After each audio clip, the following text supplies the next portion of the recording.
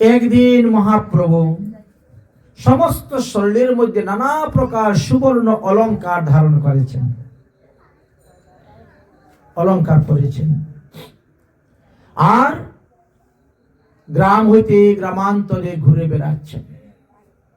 এমন তো সময়ে দুটি চোর মহাপ্রভুকে দেখে, মহাপ্রভুর শরীরে এই সুবর্ণময় অলংকার দেখে তাদের খুব লোভ জেগে গেল। যদি এই বালকটাকে চুরি করে নিয়ে যেতে পারি তাহলে তো অলংকার গুলো আমরা পেয়ে যাব। আর অলংকার খুলতে গিয়ে যদি বালক কান্না করে, লোক এসে ধরে পড়ে, তাহলে তো উত্তম মধ্যম গুত্তম গাত্তম খেতেই হবে পিঠা, তাই না? এই জন্য চোর বড় চতুর, চিন্তা করলো বালক তো একা একা ঘুরে বেড়াচ্ছে, আশেপাশে কেউ নেই, দুপুরবেলা সব খাওয়া দাওয়া করে ঘুমিয়েছে, যার ঘরে যে নিজেদের মতো সবাই দুপুরবেলা একটু খাওয়া দাওয়া করে বিশ্রাম করে লুকে। আর ওই সুযোগে চোর দুজনের নজরে পড়ল মহাপ্রভু ঘুরে বেড়াচ্ছেন। তাই চিন্তা করলো এই বালকটাকে চুরি করে নিয়ে যেতে হবে। কিভাবে চুরি করব? তখন কি বলছে, বাবা বাবা, ওই নিমাইকে ডাকছে আদর করে। আমরা যেমন আমাদের ছোট ছোট বাচ্চাদেরকে আদর করে ডাকি, বাবা বাবা এদিকে আসো, চুরিও ডাকতেছে বাপ বাপ বাপ বাপ বলি ডাকিয়া নিমাইয়ের কাছে গিয়েছে। কত আদর করতেছে, নিমাইও চুপচাপ তাদের আদরে ভুলে গেছে। নিমাইকে কাঁধে নিয়ে নিয়েছে চোর, তাও নিমাই কিছু বলছেন না, খলখল করে হাসছেন। চোর দুইটা রওনা হয়ে গেছে নিমাইকে নিয়ে।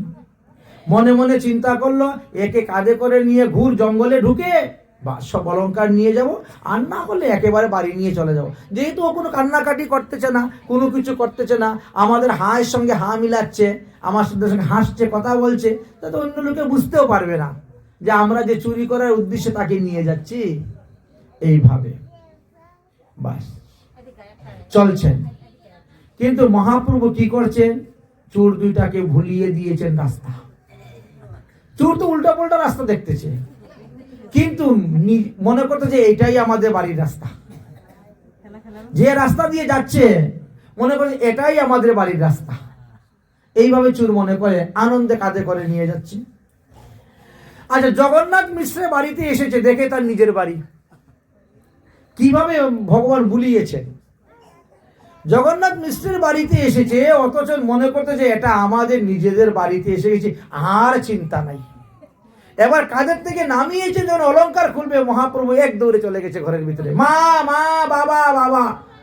এমনি জগন্নাথ মিশ্র দৌড়ে উঠেছেন, এই কি ব্যাপার তুই? বলে, আমি তো রাস্তা হারিয়ে গিয়েছিলাম, এই দুইজনে কাঁধে করে ঘরে এনে দিয়ে গেছে আমাকে। আচ্ছা বলেন তো, কি লীলাটাই না মহাপ্রভুর। হ্যাঁ, আমি রাস্তা হারিয়ে গিয়েছিলাম, তবে এই দুইজন কাঁধে করে আমাকে ঘরে এনে দিয়ে গেছে। চোরও রেহাই পেয়ে গেল, ভগবান ঘরে চলে গেলেন, হারতে হলো না। বলেছেন বড় অপূর্ব লীলা, একই ব্রহ্মমোহন লীলা। ভগবানের মায়া বড়। এই জন্য গীতায় বলছেন না, দৈবী এসাং গুণমোহি মম মায়া দুরত্তয়া মাম বহে প্রপদ্যন্তে মায়া মে তাং তারান্তিতে। ভগবানের কৃপা ছাড়া এই মায়াকে জয় করা যাবে না। ব্রহ্মা পর্যন্ত পার পান নাই, মহাদেব পর্যন্ত পার পান নাই, তোমার আর আমার কথা কি বলবো। এই তো এক কাহিনী হলো। আরো একটি সুন্দর কাহিনী বলছেন। একবার এক তীর্থযাত্রী ব্রাহ্মণ নবদ্বীপে জগন্নাথ মিশ্রের ঘরে এসে উপস্থিত হয়েছিলেন। ইনার নাম ছিল বলরাম দাস। ইনি সর্বদা তীর্থে তীর্থে ঘুরে বেড়াতেন, কিন্তু উনি কিন্তু ব্রাহ্মণ সন্তান ছিলেন। নদিয়া জেলার দুগাছি গ্রামের দ্বিজ বলরাম দাস, তিনি একা সর্বদা তীর্থ ভ্রমণ করতেন। তিনার গলার মধ্যে একটা কণ্ঠী গোপাল ছিল, ওই গলার মধ্যে ঝুলিয়ে রাখতেন, নিয়ে হাঁটতেন। সময় মতো গলার থেকে বের করে বসাইতেন, পূজা দিতেন, ভোগ লাগাইতেন, খাওয়া দাওয়া শেষ আবার গলাতে উঠো, চলো হাঁটা, নিয়ে হাঁটা শুরু করতেন। আমরা যেরকম মালা বা গলায় ধারণ করি সেইভাবে কণ্ঠী গোপাল সেবা করতেন। নিয়ে সমস্ত ভারতবর্ষের বিভিন্ন তীর্থ পায়ে হেঁটে বেড়াতেন, সর্বদা খালি ভ্রমণই থাকতেন, পায়ে হেঁটে বেড়াতেন। তো সেই ব্রাহ্মণ তীর্থ ভ্রমণ করতে করতে নবদ্বীপে এসে উপস্থিত হয়েছেন। জগন্নাথ মিশ্রের বাড়িতে উপস্থিত হয়েছেন। জগন্নাথ মিশ্র অতি আদরের সহিত তিনাকে অতিথি সৎকার করলেন, পাদ্যার্ঘ্য দিয়ে আসনে বসাইলেন এবং রন্ধনের জন্য অনুরোধ করলেন যে আপনি একটু রান্না করে আপনার ঠাকুরকে ভোগ দিয়ে প্রসাদ পান। কিছু কিছু লোক আছে, তাদের নিয়ম হলো কি, স্বপাকি। তারা যেখানেই যাবে নিজের হাতে রান্না করে ভোগ দিবে, প্রসাদ পাবে, স্বপাকি। অন্যের হাতে রান্না খায় না। তো সেখানে যদি এখন তুমি বলো বড় বড় বৈষ্ণব হয়ে গেছো, আমার হাতে খাবে না, এরকম অনেকে আছে তো বলে, কিন্তু ওটা বলা ঠিক নয়। আমার তো উদ্দেশ্য হলো বৈষ্ণব সেবা দেওয়া। বৈষ্ণবকে সেবা দিয়ে বৈষ্ণব যেভাবে সেবা পেয়ে সুখ পাবে সেটাই ভালো। বৈষ্ণবকে সেবা দিয়ে আমি সুখ পাবো এটা তো নয়। আমার হাতে খেলে আমি সুখ পাবো, তো বলে না, আহা আপনি যদি আমার এই পিঠাটা খান না, আমি খুব সুখী হব, খুব খুশি হব, আমি কত কষ্ট করে নিজের হাতে বানিয়ে এনেছি আপনার জন্য, বলে তো অনেকে। তাহলে কি লাভ হলো? তোমার সুখের জন্য তাকে খেতে দিচ্ছ না, তাহলে ওটা কাম হয়ে গেল। আত্মেন্দ্রিয় প্রীতিবাঞ্ছা তারে বলে কাম। আমি এই পিঠাটা বানিয়েছি, তুমি যদি খাও আমি খুশি হব। আর খেয়ে তো তার হয়তো ক্ষতি হতে পারে, তার সমস্যা হতে পারে। তখন কি বলে, না না আমি বলছি কিচ্ছু হবে না, কিচ্ছু হবে না, খাও, কিচ্ছু হবে না। বাহ, তুমি নিজেকেই নিজে রক্ষা করতে পারো না, আর তুমি আরেকজনের দায়িত্ব নিয়ে না ওটা খাও, তোমার কিচ্ছু হবে না। কিরকম মূর্খামি বলেন তো, কিরকম বোকামি। তাই জগন্নাথ মিশ্র কিন্তু কোন রকমের কিছু বললেন না।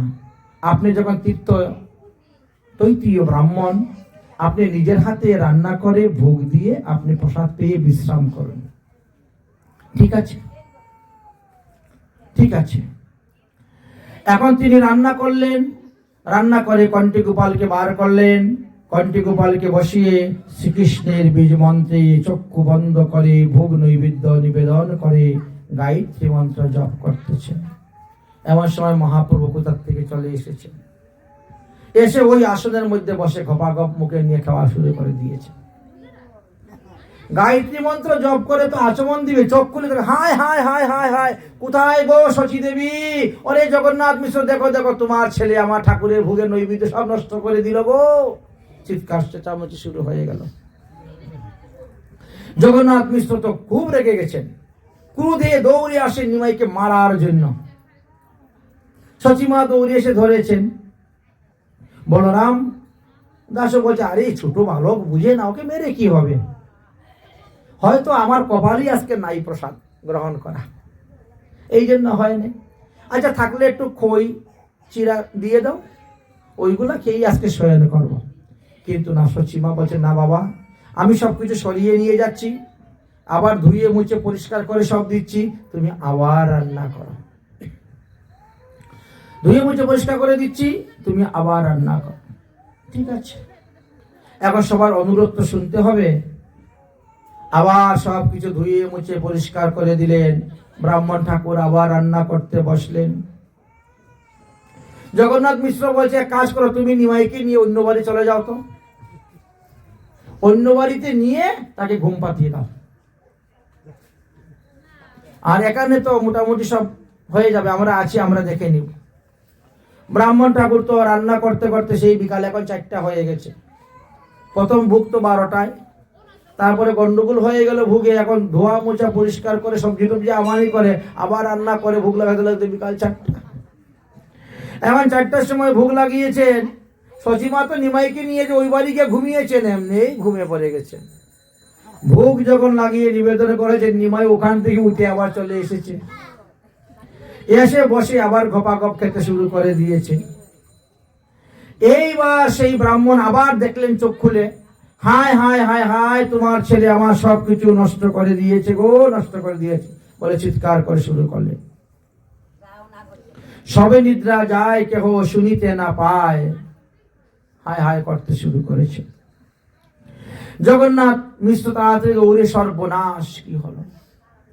বিশ্বাম্বর এবার অনুরোধ করলেন, আমি এবার ব্যবস্থা করে দিচ্ছি, আপনি আবার রান্না করুন, আমি নিমাইকে নিয়ে এখন অন্য পাড়ায় চলে যাব। বিশ্বরূপ বিশ্বাম্বরকে তখন কাঁধে করে নিয়ে অন্য পাড়ায় চলে গেলেন।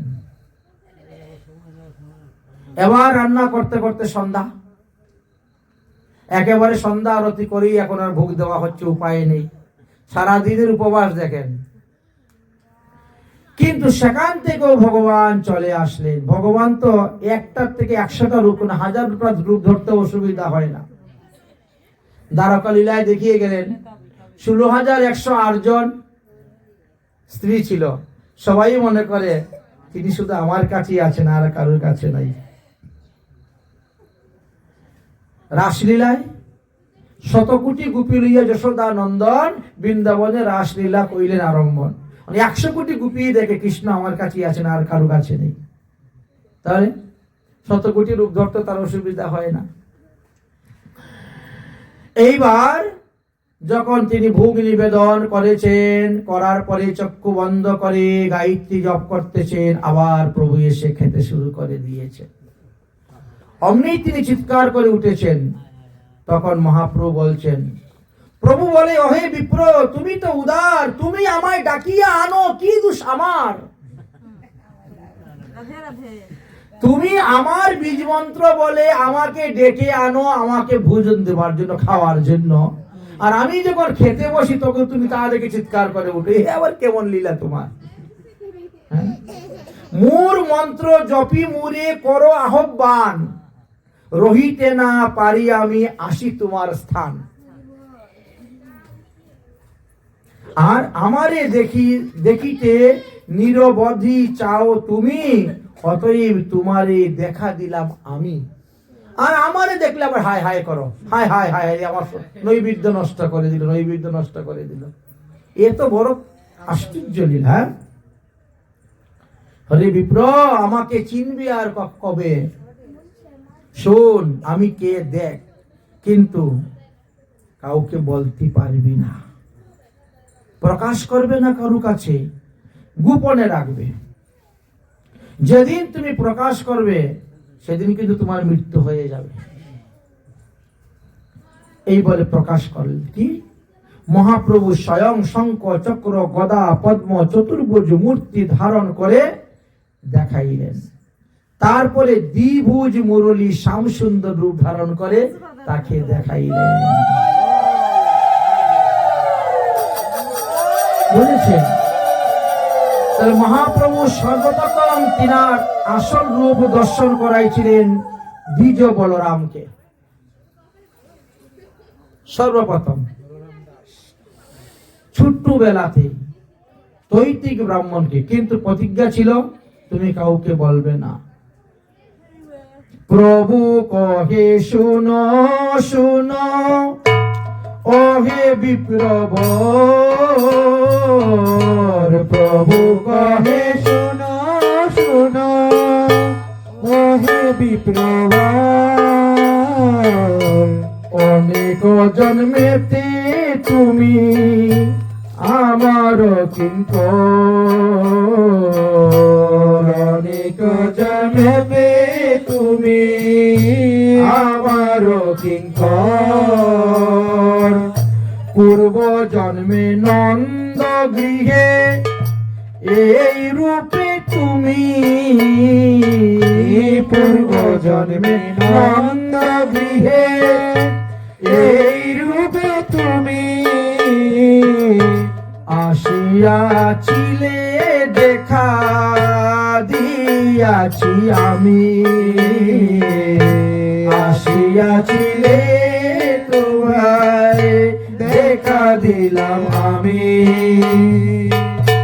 এতে কো আমার তুমি জন্মে জন্মে দাস, এতে কো আমার তুমি জন্মে জন্মে দাস, দাস বিনে অন্য মম না দেখে প্রকাশ, দাসবিনে না দেখে প্রকাশ। কহিলাম তোমারে আমি সকল গুপ্ত কথা, কহিলাম তোমারে আমি সকল গুপ্ত কথা। কারো স্থানে ইহাও না কইবে যথা তথা, কারো স্থানে ইহা নাহে কইবে যথা তথা। যাব তথা কিবে মোর এই অবতার, যাব তথা কিবে মোর এই অবতার। তাবত কহিলে তোমায়, তাবত কহিলে তোমায় করিমু সংহার, তাবত কহিলে তোমায় করিব সংহার। করাইমু সর্বদেশে কীর্তন প্রচার,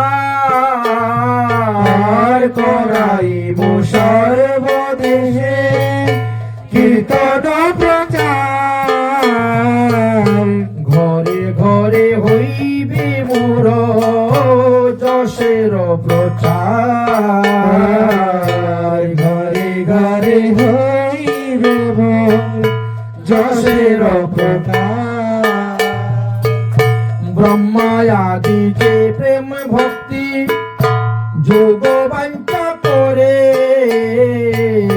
ব্রহ্মায়াদি যে প্রেম ভক্তি যোগ বাঞ্ছা করে।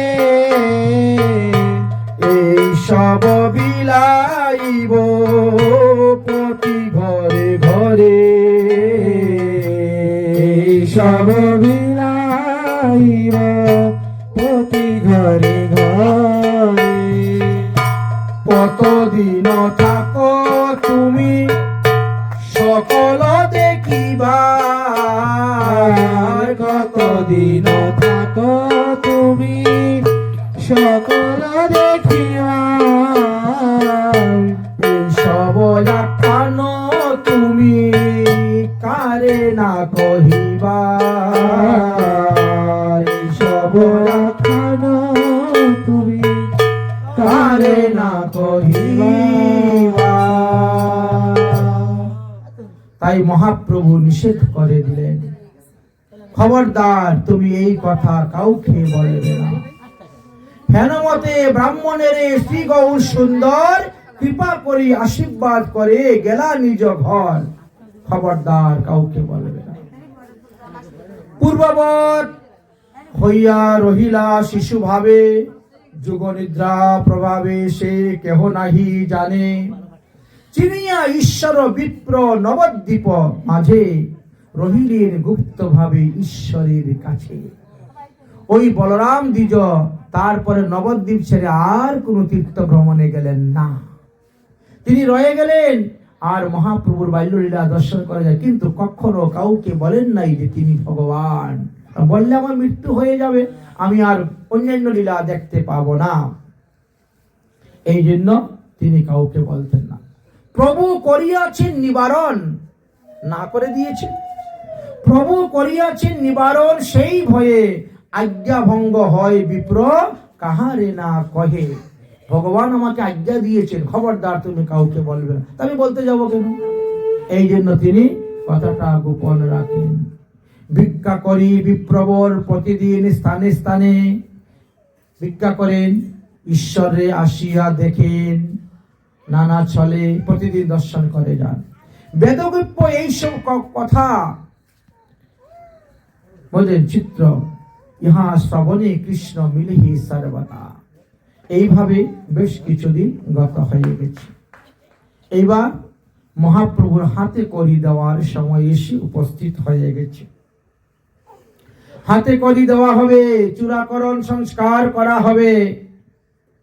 তাই পাঞ্জিপতি দেখলেন একদিন মিশ্র চিন্তা করিলে নিমাইয়ের বয়স তো অনেকটা হয়ে গেছে, এখন চূড়াকরণ সংস্কার করানোর প্রয়োজন। তাই তিনি শুভ দিন শুভ করে আত্মীয় স্বজন ইষ্টি কুটুম্ব সবাইকে নিমন্ত্রণ দিলেন, বেদজ্ঞ ব্রাহ্মণদেরকে নিমন্ত্রণ দিলেন। নিমাইয়ের কর্ণভেদ করালেন, সংস্কার চূড়াকরণ সংস্কার করালেন। তারপরে হাতে করি দেওয়ার জন্য গঙ্গাদাস পণ্ডিতের পাঠশালায় গিয়ে নিমাইকে ভর্তি করিয়ে দিলেন। শুরু হলো বিদ্যারম্ভ। তাই আজ অবধি তার নাম বিদ্যানগর নামে পরিচিত। গঙ্গাদাস পণ্ডিতের কাছে যেখানে গিয়ে মহাপ্রভু স্কুলে ভর্তি হয়ে লেখাপড়া করেছিলেন, সেই স্থানের নাম এখন বিদ্যানগর নামে পরিচিত। মিশ্র বলেন, পুত্র আমি দিনু তোমার স্থানে পড়াইয়া শিখাইয়া করহ সকল আপনে। আমি আজকে থেকে আমার পুত্র তোমার কাছে দিলাম, তুমি তাকে লেখাপড়া শেখাও। গঙ্গাদাস বলে, বড় ভাগ্য যে আমার, পড়াইমো যত শক্তি আছে যে আমার। এমন ছেলে পাওয়া যায় কোথায়? তাই যতটা শক্তি আছে আমি তাকে অবশ্যই পড়াইব। শিষ্য দেখি পরম আনন্দ, গঙ্গাদাস পুত্র পায় করিয়া রাখেন নিজ পাশ। নিজের ছেলের মতো দেখে যত্ন করতেন। যত ব্যাখ্যা গঙ্গাদাস পণ্ডিত করেন, শোনা মাত্রই মহাপ্রভু সকলই সব ধরেন। একবার শুনলেই মুখস্থ হয়ে গেছে, আর দ্বিতীয়বার পড়তে হয় না। গুরুর সকল ব্যাখ্যা করেন খণ্ডন, পুনরায় সেই ব্যাখ্যা করেন স্থাপন। যদি কোনো অপসিদ্ধান্ত বলা হয়, ফট করবেন না, না এটা এইভাবে হবে না, ওইভাবে হবে, স্থাপন করে দেন। দেখিয়া অদ্ভুত বুদ্ধি গুরু আনন্দিত হর্ষিত। দেখিয়া অদ্ভুত বুদ্ধি গুরু হর্ষিত, সর্বশিষ্য হইতে শ্রেষ্ঠ করিলেন পূজিত। বাহ, এনে স্কুলের মধ্যে সবার থেকে শ্রেষ্ঠ হয়ে গেলেন মহাপ্রভু। যত পরে গঙ্গাদাস পণ্ডিতের স্থানে সবাকার ঠাকুর চলেন অনুক্ষণে। এই মতো প্রতিদিন পড়িয়া শুনিয়া গঙ্গা স্নান করিতে যান বয়স্কদের লইয়া, মানে সমবয়সী, নিজ বয়স্ক সম্বন্ধ নিয়ে খেলা যায়। বাঞ্ছা কল্প তরু প্রভু শ্রী গৌরাঙ্গ সুন্দর, জাহ্নবীর বাঞ্ছা পূরণ করেন নিরন্তর। গঙ্গা স্নান হলো গঙ্গার মনোবাসনা পূর্ণ করার জন্য মহাপ্রভু গঙ্গা স্নান করেন। করি বহুবিধ ক্রিয়া গঙ্গা বাড়ি জলে, গৃহে আইলেন গৌরচন্ড কৌতুক হলে। যথাবিধি করি প্রভু শ্রী বিষ্ণু পূজন, তুলসীকে জল দান তারপরে করেন ভোজন। ছোটবেলা থেকেই ঘরের সেবিত বিগ্রহ শালগ্রাম শিলা আছে, সেখানে তুলসী দিয়ে অর্চন করেন। তারপরে বাইরে বৃন্দা দেবী আছেন, বৃন্দা দেবীকে জলদান করেন, তারপরে ভোজন করেন, তারপরে স্কুলে রওনা হয়ে চলে যান। এইভাবে প্রতিদিন তিনার নিয়ম।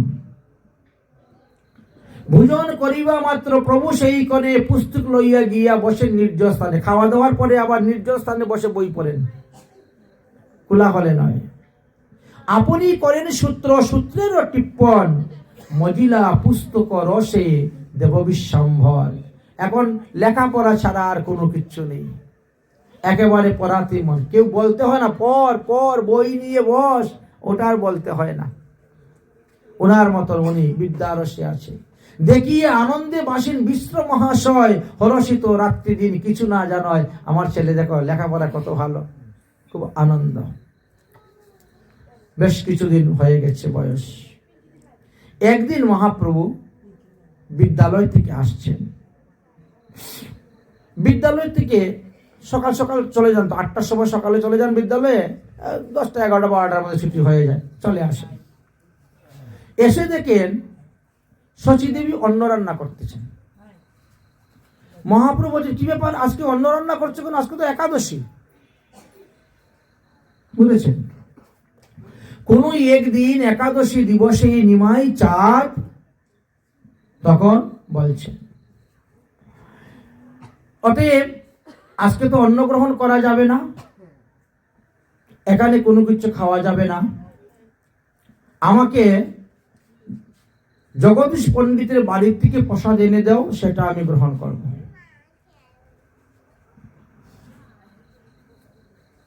সবে বলে, কহ বাপ কি হইয়াছে তোমার, কি দিব্য আনিয়া দিব, কান্দ কেন আর। প্রভু বলে, যদি মোরে প্রাণ ভিক্ষা চাও, তবে ঝাট দই ব্রাহ্মণের বাড়ি যাও। জগদীশ পণ্ডিত হিরণ্য ভাগবত দুই স্থানে আছে মূর অভিমত। একাদশীর উপবাস আজি সে দুহার, বিষ্ণু লাগে করিয়াছে অনেক ফলাহার। সেই সব নৈবেদ্য যদি খাইবারে পাও, সুস্থ হইয়া মেয়ে হাঁটিয়া বেড়াও। পরম বৈষ্ণব সেই দুই বিপ্রজন, জগন্নাথ মিশ্রের সঙ্গে অভেদ জীবন। জগন্নাথ মিশ্র তৎক্ষণাৎ জগদীশ পণ্ডিতের বাড়িতে গেলেন, নিমাইয়ের আবদারের কথা বললেন। আর সেই কথা শুনে ওই দুই বিপ্র বড় আনন্দিত হলেন। আর সমস্ত একাদশী ফলাহার প্রসাদ মাথায় করে নিয়ে এসে জগন্নাথ মিশ্রের বাড়িতে উপস্থিত হইলেন। দুই বিপ্র বলে, বড় অদ্ভুত কাহিনী, এই শিশুর এমত বুদ্ধি কবু নাহি শুনি। কেমনে জানিল এই শিশু আজ হরিবাসর, কেমনই বা জানিল আমাদের গৃহে ফলাহার বহুতর। বুঝিলাম এই শিশু পরম ভাগ্যবান, এর দেহের মধ্যে আছেন গোপাল অধিষ্ঠান। বুঝে নিলেন। এই বলে তারা মনের আনন্দিতে এসে উপস্থিত হয়েছেন। এত ভাবি দুই বিপ্র পরম উপহার, সেই ফলাহার আনিয়া দিলেন, করি হর্ষিত অপার। সন্তুষ্ট হইয়া সেই সব উপহার অল্প অল্প খাইলেন প্রভু সববার। তারপরে হরি হরি হর্ষিত বলিয়া সর্বগণে, খায় আর নাচে প্রভু আপন কীর্তনে। এইভাবে মহাপ্রভু আরম্ভ করলেন নিত্য গীত কীর্তন। এই সংবাদ গিয়ে পৌঁছিল অদ্বৈত প্রভুর কাছে। অদ্বৈত প্রভু মহাপ্রভু সম্পর্কে যখন যা কিছু শুনতেছেন, তখন ততই তিনার আশ্চর্য বলে মনে হচ্ছে। কিন্তু মহাপ্রভু এখনো অদ্বৈত প্রভুর টুলেতে যান নাই। তিনি গঙ্গাদাসের টুলে লেখাপড়া করতেছেন। আর মহাপ্রভুর বড় ভাই যে বিশ্বরূপ, তিনি অদ্বৈত প্রভুর টুলে লেখাপড়া করেন, ওখানে শাস্ত্র অধ্যয়ন করেন। নিমাই দিন দিন বড় হইতে লাগিলেন, তার চঞ্চলতাও বৃদ্ধি পাইতে লাগিল। তিনি এখন আর মাতা পিতাকেও ভয় করেন না। পিতা মাতা কারে নাহি করে ভয়, বিশ্বরূপ অগ্রজ দেখলে মাথা নত হয়। কিন্তু বড় ভাইকে দেখলে পরে কিন্তু একেবারে চুপচাপ শান্ত। মা বাবাকেও ততটা ভয় পায় না, বড় ভাইকে তিনি যতটা সম্মান দেন বা ভয় পান। প্রভুর অগ্রজ বিশ্বরূপ বড় ভাগ্যবান, আজন্ম বিরক্ত সর্বগুণের নিধান। নিরবধি থাকেন সর্ব বৈষ্ণবের সঙ্গে, কৃষ্ণ কথা কৃষ্ণ ভক্তি কৃষ্ণ পূজার রঙ্গে। তিনি ঘরে খুব কম থাকেন, শুধু খাবারের সময় খালি ঘরে খেতে আসেন, আর বাকি সব সময় অদ্বৈত প্রভু আদি অন্যান্য বৈষ্ণবের সঙ্গেই তিনি থাকতেন।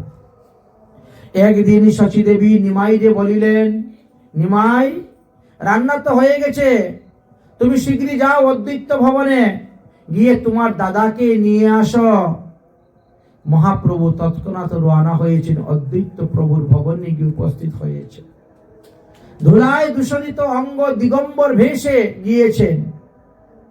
হাসিয়া অগ্রজের প্রতি কহেন উত্তর, ভুজর করো আইসা জননী ডাকেন। অগ্রজের হাত ধরিয়া চলেন তখন, গিয়ে উপস্থিত হয়ে বলছেন, সেই দিন মহাপ্রভুকে অদ্বৈত প্রভু দর্শন করলেন। দর্শন মাত্রই মনটা মোহিত হয়ে গেছে। মহিয়া সবার চিত্ত প্রভু বিশ্বাম্বর, অগ্রজ লইয়া চলিলেন নিজ ঘর। মনে মনে চিন্তেন অদ্বৈত মহাশয়, প্রাকৃত মনুষ্য নহে এ বালক তবু। সর্ব বৈষ্ণবের প্রতি কহেন অদ্বৈত, এই বস্তু এই বালক জানো কি চিত্ত? এই বালককে কি তোমরা চিনতে পারছ? নামে মাত্র চলিলেন বিশ্বাম্বর বিশ্বরূপ ঘরে, পুনর আইলেন শীঘ্রই অদ্বৈত মন্দিরে। না ভাবে সংসারে সুখ বিশ্বরূপের মনে, নিরবধি থাকেন কৃষ্ণ আনন্দ কীর্তনে। এদিকে জগন্নাথ মিশ্র শচী দেবী বিশ্বরূপের বিবাহের জন্য ব্যবস্থা করতেছেন, উদ্যোগ করতেছেন, কিন্তু বিশ্বরূপ বিবাহেতে রাজি নয়। বা সংসারে ধর্ম প্রবেশ করতে তিনার ইচ্ছা নয়। বিবাহের উদ্যোগ করেন মাতা পিতা, শুনিয়া বিশ্বরূপ মনে পান বড় ব্যথা। ছাড়িব সংসার বিশ্বরূপের মনে ভাবে, চলিলেন বনে মাত্র এই মনে জাগে। কখন আমি গৃহত্যাগ করে বনে যাব, হরিভজন করব এই চিন্তাই তিনার। ঈশ্বরের চিত্ত রীতি ঈশ্বর যে জানে, বিশ্বরূপ সন্ন্যাস করিলা কতদিনে। শেষে বিশ্বরূপ সন্ন্যাস গ্রহণ করেছিলেন এবং সন্ন্যাসী হয়ে তিনি চলে গিয়েছিলেন। জগতে বিদিত নাম শ্রী শঙ্করারণ্য, চলিলেন অনন্ত পথে বৈষ্ণব অগ্রগণ্য। বিশ্বরূপ সন্ন্যাস গ্রহণ করে শঙ্করারণ্য নাম নিয়ে তিনি চলে গেলেন। চলিলেন যদি বিশ্বরূপ মহাশয়, জগন্নাথ সচিদগ্ধ হইল হৃদয়। যখন শুনতে পেলেন তিনার পুত্র সন্ন্যাস গ্রহণ করে চলে গেছে, তখন তারা কাঁদতে কাঁদতে অধীর হয়ে পড়ে গেলেন। জানা যায় যে মহাপ্রভুর বয়স তখন 6 বৎসর ছিল, আর ঠিক ওই সময়ে বিশ্বরূপ সন্ন্যাস গ্রহণ করে চলে গেছিলেন। যার কারণে মহাপ্রভু লেখাপড়াটা বন্ধ করে দিয়েছিলেন। লেখাপড়া শিকার করে ছেলে যদি জানতে পারে সংসার অনিত্য, তাহলে সেও সন্ন্যাস গ্রহণ করে চলে যাবে। এই জন্য তার লেখাপড়া বন্ধ করে দিয়েছিলেন। বিশ্বরূপ সন্ন্যাস গ্রহণ করেছে বলে অনেক কান্নাকাটি করেছিলেন। সচিমা অদ্বৈত আচার্যের প্রতি একটু ক্রোধিত হয়েছিলেন, নারাজ হয়েছিলেন। এই অদ্বৈত আচার্যের কারণে আজ আমার ছেলে সন্ন্যাস গ্রহণ করে চলে গেছে, এইভাবে তিনি মনোতাপ করেছিলেন, দোষারোপ করেছিলেন অদ্বৈত আচার্যকে। কিন্তু অনেকেই বুঝাইলেন, ভালো হইল বিশ্বরূপ সন্ন্যাস করিল, পিতৃকুল মাতৃকুল উদ্ধার হইল। এই কথা বুঝে কজনে? বংশের একটা ছেলে যদি বৈষ্ণব হয়ে যায়, তাহলে ওই বংশের পিতৃকুল মাতৃকুল সবাই তো উদ্ধার হয়ে যায়। কিন্তু তারা কান্না করতেছেন। পাড়া প্রতিবেশীগণ সাধুগণ বুঝাচ্ছেন, তোমরা কেন কান্না করতেছ? তোমার ছেলে তো ভালো পথে গিয়েছে। ভালো হইল বিশ্বরূপ সন্ন্যাস করিল, পিতৃকুল মাতৃকুল দুই কুল উদ্ধার হইল। বিশ্বরূপের সন্ন্যাস শুনিয়া ভক্তগণ অদ্বৈত আদি সবে করিলেন ক্রন্দন। পুত্র সুখে মিশ্র চন্দ্র হইলা বিবল, প্রবোধ করিতে আসলেন যত বন্ধু বান্ধব সকল। স্থির হও মিশ্র কেন দুঃখ ভাব মনে, সর্বগোষ্ঠী উদ্ধারিল তোমার পুত্রগণে। তুমি কেন কান্না করতেছ? গোষ্ঠীতে পুরুষ যত যাবে সবে করে সন্ন্যাস, 3 কোটি কুল তার বৈকুণ্ঠতে বাস। আপনার গোষ্ঠীর মধ্যে যদি একজন লোক সন্ন্যাস গ্রহণ করে, তার কারণে 3 কোটি কুল বৈকুণ্ঠ বাস হয়। হেন কর্ম করিল তোমার নন্দন, সফল হইল বিদ্যা সকল জীবন। এই কুলভূষণ তোমার বিশ্বাম্বর, এই পুত্র তোমার হবে বংশধর। আরে এক পুত্র সন্ন্যাস হয়েছে, কি আরেক পুত্র তো ঘরে আছে। ইহা হইতে সর্ব দুঃখ গুছিবে তোমার, কোটি পুত্র কি করিবে বিশ্বাম্বর পুত্র যার। বিশ্বাম্বরের মতো এক পুত্রই যথেষ্ট, কোটি পুত্র সেই সুখ দিতে পারবে না। অতএব চিন্তা। মিশ্র বলে এই পুত্র রহিবে কি ঘরে, ইহাতে প্রত্যয় মোর নালয় অন্তরে। তোমরা যে বলছো বিশ্ব নিমাই থাকবে, আমার তো মনে হচ্ছে নিমাইও থাকবে না, সেও সন্ন্যাস গ্রহণ করে চলে যাবে। কারণ সে যখন বড় হবে বুঝতে পারবে সংসার অনিত্য। যে শুনিবে বিশ্বরূপে প্রভুর সন্ন্যাস, কৃষ্ণ ভক্তি হয় তার চিরে কর্মপাশ। তাই কৃষ্ণ ভক্তি চিরে কর্মপাশ সেজন্য হয়ে যায়। আর একদিন প্রভু বসিয়া নির্জনে, আপন অন্তর কথা প্রকাশ করে মনে মনে। নিজ তেজ অমিয়া পুরিয়া সব দেশে, নিরক্ষিয়া পারি ঝলমল করে দেহে। মায়েরে দেখিয়া বলে শুনো মোর ভুল, এক মহাদোষ আমি দেখিয়াছি তোর। আরো একদিন মহাপ্রভু বিদ্যালয় থেকে এসে জননীকে প্রণাম করে বসেছেন। মা, আজকে আমাকে একটা বস্তু দান করতে হবে। মাতা বললেন, কি দিব বলো, তুমি যাহা চাইবে তাহাই আমি দিব। প্রভু বলে, একাদশীতে অন্ন না খাইবে, এটি একাদশী তিথি অন্ন না খাইবে, আর যতেক পালহ তুমি এই দুষ তোমার। বেদ গম্ভীর নাদে কহিলেন মায়েরে, শুনিয়া মাতা বিস্মে অন্তরে। সংকোচ সম্ভ্রমে প্রেমে উঠিয়া শরীরে, পালিব তোমারও আজ্ঞা বলেন ধীরে ধীরে। শুনিয়া মায়ের রুল সন্তুষ্ট হৃদয়, ধর্ম বুঝাইতে প্রভুর অন্তর সদয়। আপনজনকে দিয়ে তিনি শিক্ষা দিচ্ছেন। একাদশী ব্রতের দিন ধান থেকে উৎপন্ন যত প্রকার দ্রব্য, গম থেকে উৎপন্ন যত প্রকার দ্রব্য, জব থেকে উৎপন্ন যত প্রকার দ্রব্য, পঞ্চ রবি শস্যের অন্তর্ভুক্ত যত প্রকার দ্রব্য, এগুলি কখনো গ্রহণ করা যাবে না। তাই প্রভু কহেন, একাদশীতে অন্ন না খাইবে। সেই দিন হইতে সচিরানী শুদ্ধভাবে একাদশী ব্রত করলেন এবং আজীবন ব্রত করে গিয়েছেন। নিমাই কখনো কখনো পিতামাতাকেও নানা রকম স্বপ্ন দেখে স্বপ্ন দর্শনের কথা বলতেন। একদিন তিনি মাতা পিতাকে বলছেন, মা, বাবা, গতকালকে রাত্রে আমি এক অপূর্ব স্বপ্ন দেখেছি। স্বপ্নে দেখি আমার দাদা বিশ্বরূপ আমার কাছে এসেছেন, আমার হাতে দাঁড়িয়ে বলছেন, হে অনুজ, তুমিও আমার সঙ্গে সন্ন্যাস গ্রহণ করে চলো। তুমি আর আমি দুই ভাই তীর্থ ভ্রমণ করিব। তো আমি কহিলাম, না না, আমি সন্ন্যাস গ্রহণ করিব না। আমার অনাথ মাতা পিতাকে ফেলে আমি যাব না। আমি বালক, আমি সন্ন্যাসের মর্ম কি জানি, আমি সন্ন্যাস করিব না।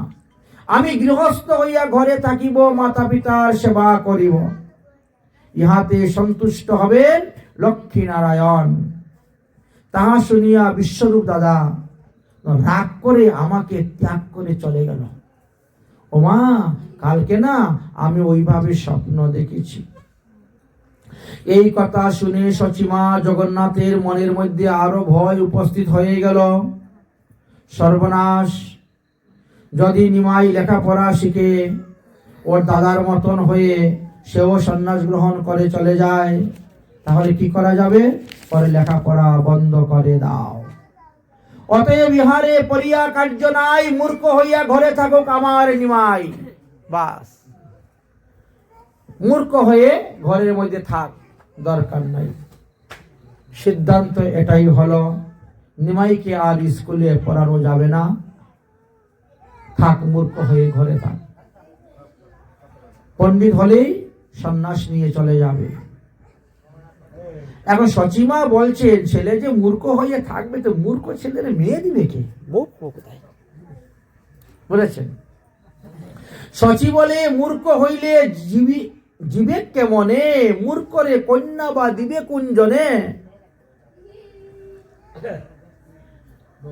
মেয়ে যদি মূর্খ হয়, ছেলেরা বিয়ে করেনি, তাই না? মেয়ে যদি খুব গরিব ঘরের হয়, তথাপিও ছেলেরা বিয়ে করে নেয়। কিন্তু ছেলে যদি গরিব হয়, কোনো মেয়ে বিয়ে করতে রাজি নয়। দেখবেন, ভালো করে দেখবেন, ছেলে চাকরি পেয়েছি না, কত টাকা কামাই করে সবটা জেনে তারপরে বিয়েতে রাজি হবে। মূর্খ ছেলেকে বিয়ে করতে তো রাজি নয়। আর চাকরি বাকরি না করলে টাকা রোজগার, আগে জিজ্ঞেস করে কত টাকা রুজি করে। আরে তোমার মেয়ে দিচ্ছ না, হাতি একটা দিচ্ছ, যে কত খাওয়াতে হবে, কত টাকা লাগবে। একটা মহিলা কতটা 1 কিলো চালের ভাত খাবে একদিনে? অতটা পারবে না খেতে। তো একটা ছেলে যদি 200 টাকা 300 টাকা কামাই করে, তাও তো তোমার মেয়েকে খাওয়াতে পারবে। তা দেখবে না, 70,000 80,000 1 লাখ 1.5 লাখ টাকা মাসে কামায়, তাহলে এই ছেলের কাছে মেয়ে বিয়ে দেওয়া যায়। কি বিপরীত! সচিমাও চিন্তা করছেন, যে লেখাপড়া না শিখে যদি ছেলে আমার মূর্খ হয়ে থাকে, তো কে মেয়ে দিবে? কোনো মেয়েই তো তারা বিয়ে করতে রাজি হবে না। মিশ্র বলে, তুমি চুপ করো তো, মূর্খরা কি বিয়ে করে না? কিবা মূর্খ কিবা পণ্ডিত, যার যেখানে কন্যা লিখি আছে ভগবান হইবে সেখানে, যার বিয়ে যেখানে লেখা আছে সেখানেই হবে। আমার ছেলের কপালে যেখানে আছে সেখানে হবে বিয়ে। এতে কেউ না করিও চিন্তা, পুত্রের প্রতি তুমি কৃষ্ণ পুষিবেন পুত্র কহিলাম আমি। আরে ভগবান যখন পাঠিয়েছেন তিনি পোষণ করবেন, দেখবেন, চিন্তা করিও না। যাবৎ শরীরে প্রাণ আছে হে আমার, তাবৎ তিলক দুঃখ নাহি কো তোমার। কে বলছেন? জগন্নাথ মিশ্র শচীদেবীকে বলছেন, আমার দেহে যতদিন প্রাণ আছে তোমার খাওয়া দাওয়ার চিন্তা নাই, তোমার ছেলেরও খাওয়া দাওয়ার চিন্তা নাই। আমি কোনো না কোনো উপায়ে তোমাদেরকে খাওয়াবো, পড়াবো, চিন্তা করিও না। অতএব ছেলেকে লেখাপড়া শেখানোর দরকার নাই, ও মূর্খ ওই থাক। স্কুল বন্ধ, লেখাপড়া বন্ধ, মহাপ্রভু তো আরো দুষ্টামি শুরু হয়ে গেছে। এখন স্কুলে যেতে হয় না, লেখাপড়া করতে হয় না, তো আরো দুষ্টামি শুরু হয়ে গেছে। দুষ্টামি চূড়ান্ত পর্যায়ে গিয়ে পৌঁছছে। সচিমা কি করতেন? প্রতিদিন ওই মাটির হাঁড়িতে রান্না করতেন, তো আগেরকার দিনে তো যে হাঁড়িতে ভাত রান্না করতেন ওটা কিন্তু ফেলে দিও, ওই হাঁড়ি দ্বিতীয়বার ব্যবহার করা যাবে না, অন্যকে উচিষ্ট মানা হয়, তো এই জন্য। তো হাঁড়িগুলা উল্টা উল্টা করে এক জায়গায় মধ্যে রেখে দিতেন, মানে বজ্র হাঁড়ি বর্জন করা হয়ে গেছে, সেই হাঁড়ি রেখে দিতেন। তো সেই মাটির চুলায় উনুনে রান্না, তো হাঁড়ির নিচে কত কালি লেগে আছে। একদিন মহাপ্রভু গিয়ে ওই হাঁড়ির উপরে গিয়ে বসে গেছেন, ঘুমিয়ে গেছেন। বজ্রহারি ইহা সবার উপর শুয়ে গেছেন। এখন লোকে দেখেছে, লোকে দেখে গিয়ে, ও সচিমা, সচিমা দেখো দেখো তোমার নিমাইয়ের কীর্তিকাণ্ড দেখো, তোমার নিমাইয়ের কীর্তিকাণ্ড দেখো, ওই বজ্রহারির উপরে শুয়ে আছে। সচিমা তো ধেয়ে এসে একেবারে হায় হায় করতে শুরু করছেন, হে পুত্র, হে নিমাই, এখান থেকে আসো, এখান থেকে আসো, এখানে বসা তোমার উচিত নয়, এখানে বসা ঠিক নয়, যাও যাও গঙ্গা স্নান করে ঘরে আসো। বজ্রহারি পশিলে সব করিতে হয় স্নান, এতদিনে তোমার এটা না হইল জ্ঞান, এইটাও তুমি জানো না, তুমি বজ্রহারির মধ্যে সে শুয়ে আছো। প্রভু বলে, আমি তো অশিক্ষিত, আমি তো স্কুলে যাই নাই, লেখাপড়া করি না, তো আমার জ্ঞান হবে কোথার থেকে ভালো মন্দ খারাপ? প্রভু বলে, তোমরা মোরে না পারো দিতে পড়িতে, তো ভদ্র অভদ্র ভালো মন্দ বুঝবো কেমন করে? আমি মূর্খ বিপ্র, ভদ্রাভদ্র মূর্খ বিপ্র আমি জানিব কেমনে? আমি হলো মূর্খ বিপ্র, কেমনে জানিব? মূর্খ আমি, নাহি জানি ভালো মন্দ স্থান, সর্বত্র আমার কাছে এক অদ্বিতীয় জ্ঞান, সব অদ্বিতীয় জ্ঞান। মায়ে বলে, তুমি যে বসিলে মন্দ স্থানে, এবে তুমি পবিত্র হইবা কেমনে? এই যে বজ্রহারির মধ্যে তুমি বসছ, স্পর্শ করেছ, এখন তুমি কেমন করে পবিত্র হবে? প্রভু বলে, মাতা তুমি বড় শিশুমতি, উল্টা বলে দিচ্ছেন এখন। প্রভু বলে, মাতা তুমি বড় শিশুমতি, আরে অপবিত্র স্থানে মোর নাহি কবু গতি, আমি কখনো যাই না পবিত্র স্থানে, আমি যেখানে থাকি সেটাই পবিত্র স্থান। যথা মোর স্থিতি তথা সর্বপুণ্য স্থান, গঙ্গা আদি তীর্থ আসে হয় অধিষ্ঠান। ওমা, তুমি তো বুঝো না, তোমার তো শিশুমতি, অতি শিশুমতি তুমি। এইসব বজ্রহারির নাহি কোনো দোষ, বিষ্ণুর লাগিয়া তুমি যাহা করিয়াছ রন্ধন। ভগবানের জন্য রান্না করছো যেই হারি, ওটা কি দোষ থাকতে পারে? এতে কোনো দোষ নাই। এতে আমারও বাস নহি মন্দ স্থানে, সর্বদা শুদ্ধতা মোর পরশ কারণে। যদি অপবিত্র কোনো বস্তু থাকে, আমি স্পর্শ করলেই সেটা পবিত্র হয়ে যায়, শুচি হয়ে যায়। মায়ার ছেলের মধ্যে শুরু হয়েছে এইভাবে। শীর্ণো শুচি অশুচি কল্পনা মতম এতৎ কৃতম জলম পাবনা অগ্নি ব্রহ্মম চিত্তম জগদীশ বিতশ্চ ভূয় পুণ্যম পেয় পদম ভোজ एको হরিতম করুণা বিভূতি নন্দং প্রতিম। হে মাতো, শোনো মোর বচন, আমার কথা শ্রবণ করো। ক্ষিতি, জল, বায়ু, অগ্নি, আকাশ, এই তো পঞ্চভূত। চিত্ত, জগৎ, সূচি বা অসুচি, এই সকল কল্পনা মাত্র। একমাত্র সেই পরিপূর্ণতম অদ্বৈত তত্ত্ব জ্ঞান যাদের হয়েছে, ব্রজেন্দ্র নন্দন শ্রীহরির পাদপদ্মে যার ভক্তি লাভ হয়েছে, তিনি সমস্ত ব্রহ্মাণ্ডকে পবিত্র করিতে পারেন। এই জগৎটা সব ব্রহ্মময়, সব কিছুর মধ্যে ব্রহ্ম বিরাজ করিতেছেন। এই জগতে যা কিছু দেখছো মা, সবই ব্রহ্ম, ব্রহ্মবিনা কিছুই নেই। নিমাইয়ের এইরূপ কথা শুনে সচিমাতা তো বিস্মিত হয়ে গেছেন। তিনি চিন্তা করতে, 6 বৎসরের বালকের সামনে আমি বসেছি, না এক মহাবড় পণ্ডিত জ্ঞানীর সামনে বসেছি কথা বলতে। এইভাবে মহাপ্রভু বাল্যলীলার মাধ্যমে ভাগবত তত্ত্ব, ভক্তি তত্ত্বের কথা মাকে উপদেশ দিচ্ছেন। যেভাবে কপিল ভগবান ভাগবতের দেবহূতিকে উপদেশ দিয়েছেন, দেবহূতি সংবাদ, ঠিক তেমনি ভাবে সচি ও নিমাই সংবাদের মধ্যে মহাপ্রভু উপদেশ দিয়ে গেছেন। তাই শ্রীমদ্ ভাগবত থেকে চৈতন্য ভাগবত কোনো অংশেই কম নাই। ওখানে কৃষ্ণলীলা আর এখানে সমস্ত গৌর লীলা। লীলা প্রায় দুটাই এক, দেখেন, মিলিয়ে দেখেন। তখন মহাপ্রভু বললেন, ওমা, আমাকে তোমরা লেখাপড়া করতে দাও না, তাহলে আমি ভালো মন্দ, পাপ পুণ্য, সূচি অসুচি বুঝবো কেমন করে? আমি তো মূর্খ বিপ্র, জানবো কেমন করে? অতএব তিনি বসে আছেন। কথা দাও, বলো আমাকে স্কুলে ভর্তি করাবে, আমাকে আবার লেখাপড়া করতে দিবে, তাহলে আমি বজ্রহারির থেকে উঠে আসবো, না হলে উঠে আসবো না, ওখানেই থাকবো, ওখানেই থাকবো। আচ্ছা, পাড়া প্রতিবেশীরা তখন শুনে এসেছে, তারা বলছে আমাদের ছেলে মেয়েদেরকে ধরে মেরে পিটেও লেখাপড়া করাতে পারি না, আর তোমার ছেলে নিজের থেকে লেখাপড়া করতে চায়, তাও তোমরা তাকে স্কুলে পাঠাও না। তোমাদের কি মাথা খারাপ হয়েছে নাকি? সবাই বৎসে ঠাকুরানী, ঠাকুরের জননী রে, সবে বলে কেন নাহি দেও পরিবারে, যত্ন করি কেহ নিজ পুত্র রে পড়ায়, কত ভাগ্য দেখো তোমার পুত্র আপনি পরিবারে চায়। কোন শত্রু হেন বুদ্ধি দিল যে তোমারে মূর্খ করে ঘরে রাখো তোমার পুত্ররে? এই বুদ্ধি তোমাদের কে দিয়েছে?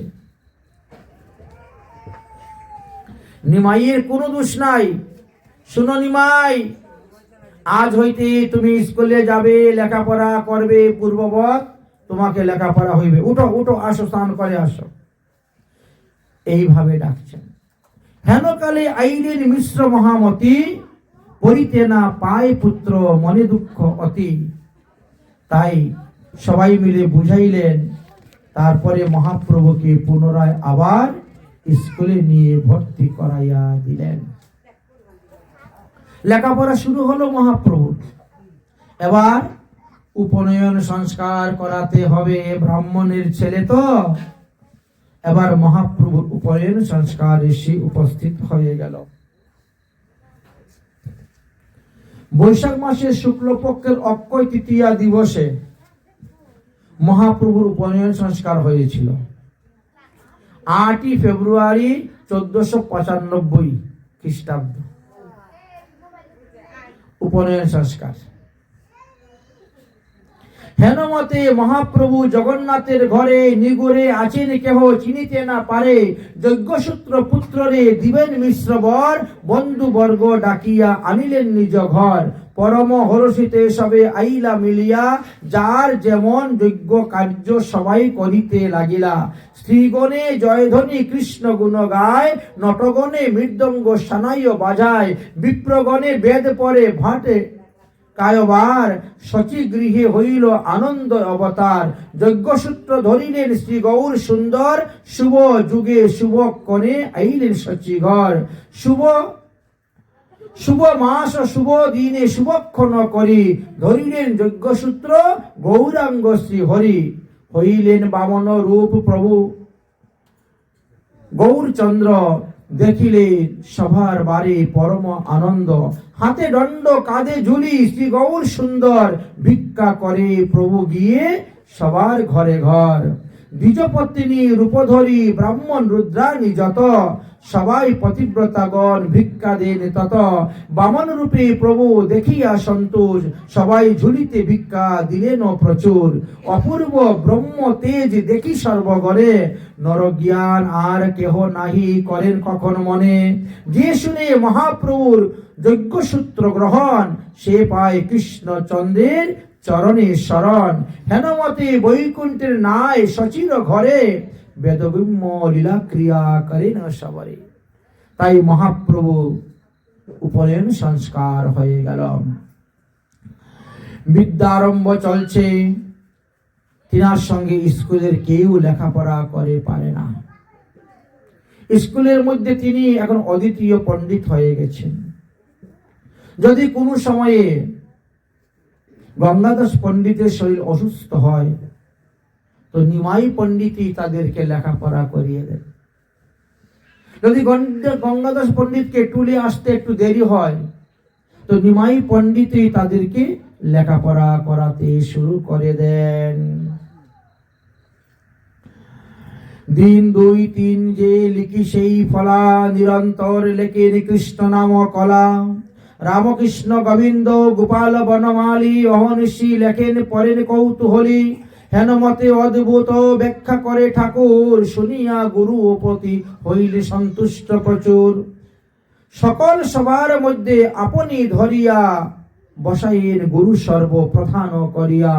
গুরু বলে, বাপ তুমি মন দিয়ে পড়ো, ভট্টাচার্য কিবা তুমি বলিবা ধীর। প্রভু বলে, তুমি আশীর্বাদ করো যারে, ভট্টাচার্য পদবী তার কোন দুর্লভ হয়ে।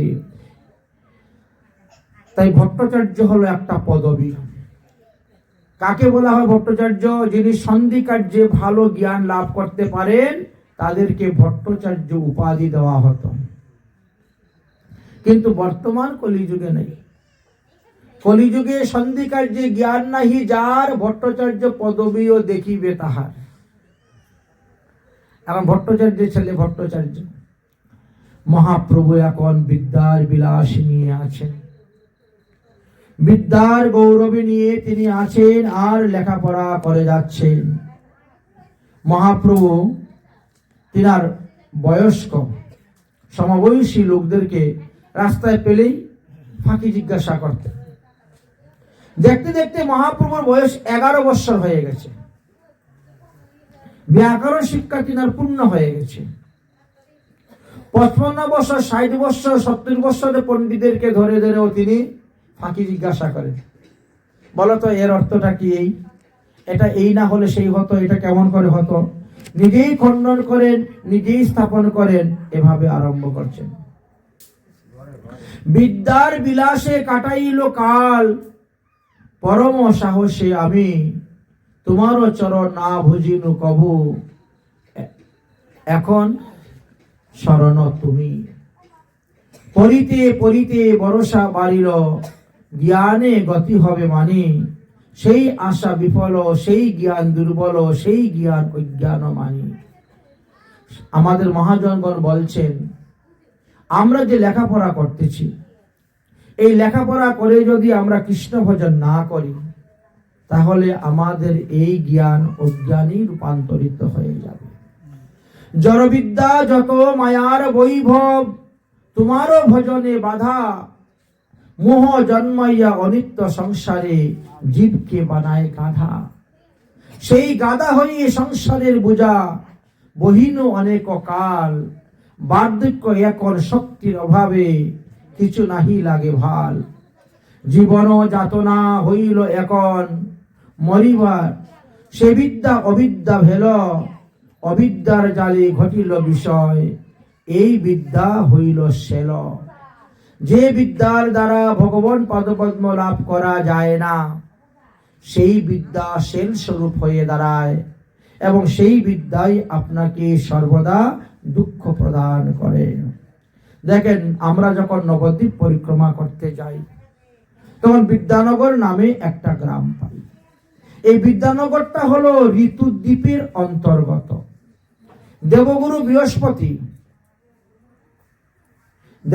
বৃহস্পতি এসেছেন গঙ্গাদাস পণ্ডিত রূপে, না হলে মহাপ্রভুকে পড়াবেন কেমন করে?